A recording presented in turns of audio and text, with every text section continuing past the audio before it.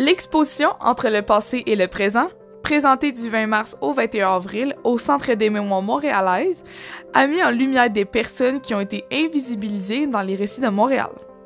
L'idée a émergé de la collaboration entre le Centre des mémoires montréalaises et Urbania, qui avait le souhait de reconstituer et de rendre hommage aux communautés oubliées et négligées à Montréal. Entre le passé et le présent a d'abord pris la forme d'une exposition virtuelle en 2020. Elle a été cette fois présentée au kiosque du même, à la suite d'un processus de sélection par le Comité de programmation citoyenne et communautaire du Centre des mémoires montréalaises.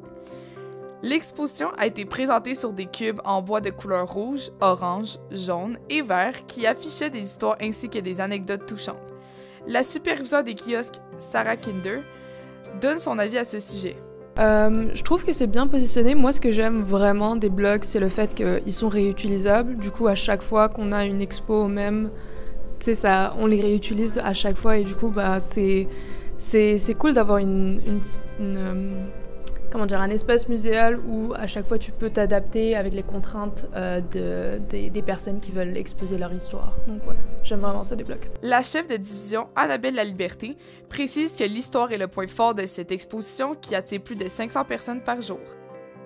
Non, c'est le fun, puis c'est des bonnes histoires qu'on connaît effectivement plus ou moins. Tu sais, le fait que de la manière, tu sais, c'est ça aussi le musée, là, puis de plus en plus, le regard sur l'histoire, je veux une relecture parce qu'on a toujours, tu sais, on l'a appris d'une certaine manière à l'école, tu sais, puis maintenant, il faut confronter un peu les regards sur qu'est-ce qu'on n'a pas dit, c'est quoi tous les aspects qu'on n'a pas dit, que ce soit les groupes marginalisés ou encore des fois juste les femmes, tu sais, qui sont souvent oubliées dans l'histoire générale, qui est souvent blanche et masculine.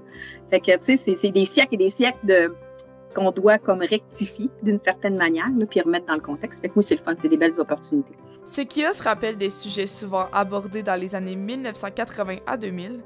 Certains sujets sont encore actuels en 2024. Plusieurs spectateurs réagissent fortement à ce qu'ils voient, comme l'étudiante au cégep Chantier-le-Duc, bouleversée par l'histoire du Grand Chaînon. Oui, j'ai vraiment aimé l'exposition du Grand Chaînon parce que je trouve que c'est une super belle exposition qui parle des femmes. C'est encore un sujet d'actualité aujourd'hui, en 2024, ça m'a vraiment touchée en tant que jeune femme. Ici Camille Côté, au courant, Terrebonne.